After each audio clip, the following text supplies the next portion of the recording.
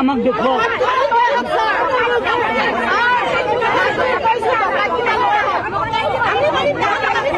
মোৰ দাদা হয় ৰঞ্জিত শইকীয়া মোৰ দাদা হয় এইটো আৰু মানে কি ক'ম আৰু ক'বলৈ ভাষা নাই আৰু যিকেইটা আপোনাৰ যিকেইজনে এইটো কামটো মানে ঘটনাটো কৰিছে হা তেখেতসকলক মানে কঠোৰতকৈ কঠোৰতম শাস্তি দিব লাগে আৰু পাৰিলে এনকাউণ্টাৰ কৰিব লাগে আমি চৰকাৰক সেইটো অনুৰোধ জনাইছোঁ হয় চৰকাৰকৈ ডকাইত কৰায়ত্ব কৰিছে আৰু দুটা এতিয়াও বাকী আছে বুলি সন্দেহ কৰিছে হয় হয় আমিও সেইটো শুনা পাইছোঁ এতিয়ালৈকে আৰু কালি দুজনক ধৰিছে বুলি আমি শুনা পাইছোঁ আৰু মুঠতে কঠোৰতম কঠোৰ শাস্তি দিব লাগে এগৰাকী মাতৃ আজি মাতৃ দিৱসৰ দিনটোতে নাইকিয়া হৈছে নহয় জানো সেইটো এটা অতি বেদনাদায়ক কথা নহয় জানো সন্তানো আছে 9 বছৰ হয় হয় 9 বছৰীয়া সন্তান এটা আছে আৰু এনেকুৱা এটা ঘটনা যাতে আৰু নগাঁৱত নহয় তেনেকুৱা ঘটনা যাতে আৰু নহয় সেইটো কাৰণে আমি এতিয়া প্ৰশাসনক এবাৰ অনুৰোধ জনাইছোঁ যাতে আৰু নেক্সট টাইম এনেকুৱা ধৰণৰ ঘটনা নহয় আৰক্ষী বহুত কঠোৰ হ'ব লাগে আৰু পাৰিলে এনকাউণ্টাৰ কৰি দিব লাগে হয় এটা উপায় ইয়াৰ বাহিৰে অন্য উপায় একো নাই এনকাউণ্টাৰ কৰিব লাগে পুলিচ এনকাউণ্টাৰ কৰি দিলে হয় পুলিচ আনন্দ মিশ্ৰ থকা হলে এনকাউণ্টাৰ কৰি দিলে হয় সি জেলত সোমাই আকৌ ওলাব আকৌ এনেকুৱা কেছে কৰিব সেইকাৰণে তাক মাৰি পেলোৱাই ভাল এনকাউণ্টাৰ কৰাই ভাল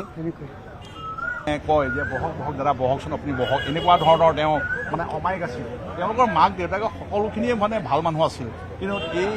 এই ধৰণৰ যে এই ডকাইতি কৰি পেলাই যে তেওঁলোকক যে এই ধৰণৰ নিষ্ঠুৰতা মানে নিষ্ঠুৰভাৱে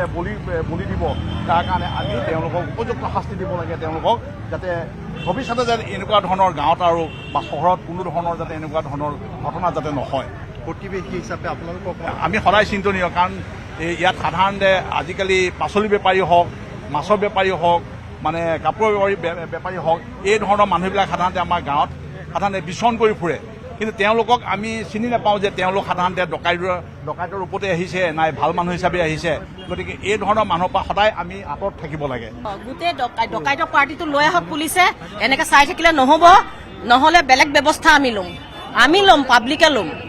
সেইটোৱে আমাক লাগে এটা ল'ৰা বাচ্চা ল'ৰাটো এৰি থৈ এখন সংসাৰ ধ্বংস কৰি দিছে ল'ৰাটোক চেচ কৰি পেলালে ঘৈণীয়েকক চেচ কৰি পেলালে ইমান অমাত মানুহজনীক মাৰি পেলাব লাগেনে ইহঁতক এতিয়া লৈ আহক মুঠতে ঘৰখনে ধ্বংস কৰি পেলালে আমি সেইটোৱে জানো আমাক ন্যায় লাগে আপুনি বিচৰা বাতৰি পাব কেৱল নিউজ 18 এপত নিউজ 18 এপ ডাউনলোড কৰিবলৈ স্কেন কৰক এই QR কোড গুগল প্লে ষ্টৰতো পাব এই নিউজ 18 এপ